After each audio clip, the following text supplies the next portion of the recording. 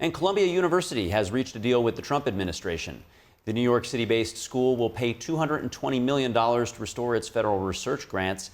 It also agreed to a list of overhauls, including addressing anti-Semitism on campus and reevaluating DEI policies.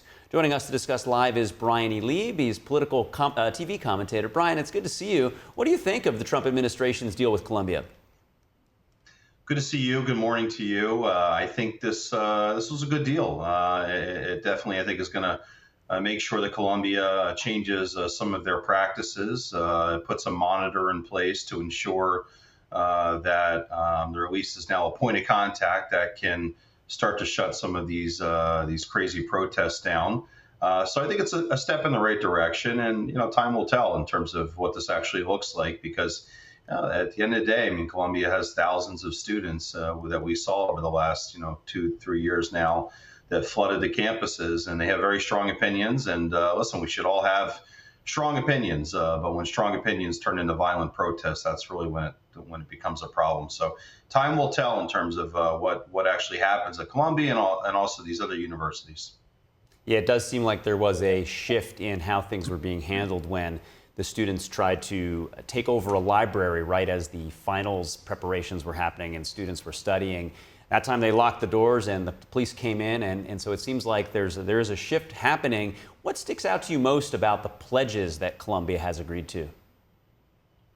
Well, I mean, they're strong pledges, and they're putting certain things in place to at least have some checks and balances and have some oversight in what happens. But I will say there is something a little troubling about this deal, in that a lot of the administrators and professors and faculty at Columbia that were actually part of these protests and helping to fuel these protests, it doesn't sound like there's going to be any kind of accountability or oversight over them in particular. So that's a little troubling, but we'll see. I mean, it's a step in the right direction, and it's worth noting that none of this would have happened if it wasn't for President Trump and his administration really taking a strong approach to what's been happening on these college campuses. So I think, listen, from a Jewish American's perspective, I think we're happy to see this, and hopefully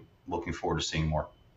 Yeah, always the devil is in the details. There's supposed to be a review of the Middle Eastern Studies programs, what that specifically entails, and will it reevaluate professors who may have been, inciting anti-Semitism is hard to know at this point. But is there anything else that you concretely would have liked to have seen in the agreement?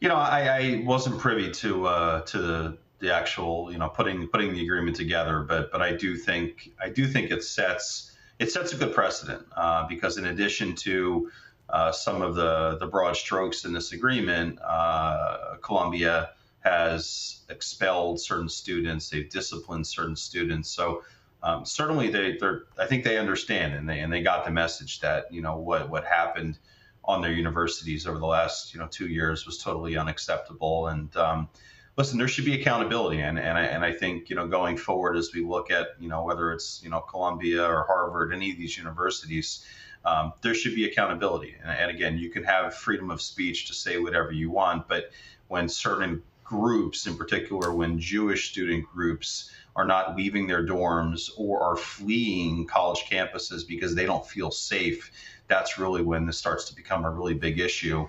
And let's hope it doesn't get back there again. But again, time will tell with what happens on that regard. Yeah, during the peak of the controversy, a rabbi had advised students not to return after the Passover holiday, so it had gotten quite intense. Now, you had mentioned having an independent advisor make sure that the reforms are being enacted. That person is going to be Bart Schwartz as an independent monitor.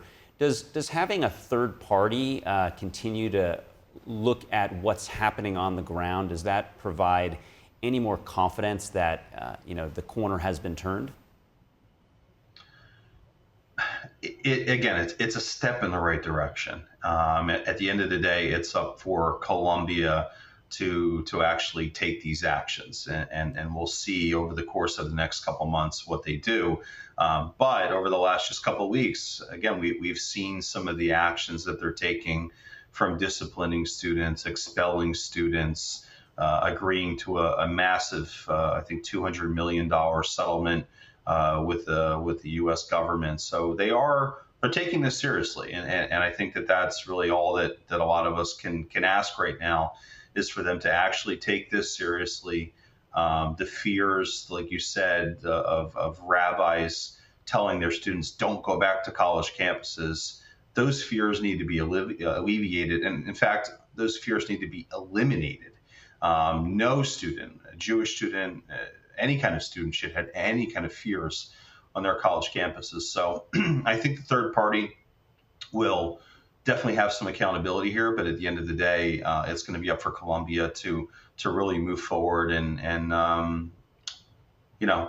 carry forward with this. So we'll see what happens. Yeah, not one but two leaders of Columbia have been removed from the start of this incident to where we are today, with the chairman moving into the sort of the leadership role tactically day to day.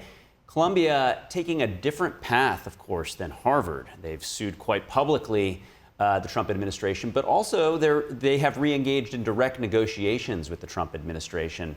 A lot of legal experts in other schools looking at what kind of precedent may come out of the Harvard litigation. What are your expectations with Harvard? I don't know. It's honestly, the expectations have been pretty low over the last couple of years with a lot of these universities, because they really have just provided these playing fields, for these things to happen. So I think the expectations are relatively low right now. But I think that this Columbia settlement hopefully kind of sets the precedent, and sets a lot of other wheels in motion, where other universities like Harvard, start to do things to actually hold these students and professors and administrators accountable for their actions, and also, put in a third-party monitor, do different things to have accountability, to have oversight. And listen, these colleges, they've got to get back to teaching instead of all this activism. Certainly, I guess that's part of, being on a college campus, is you're an activist and you're passionate about certain things. But I mean, they've got to get back to just letting these kids be kids, letting them get their degrees, be prepared for the next step in their careers. So we'll see if this Columbia settlement sets the precedent for others. Well, it looks like we're turning the page on the Columbia saga, at least for now. We'll be watching with great interest what happens in Harvard. Appreciate your analysis this morning, Bryan Leib. Have a great weekend. Okay. Thanks so much. You too.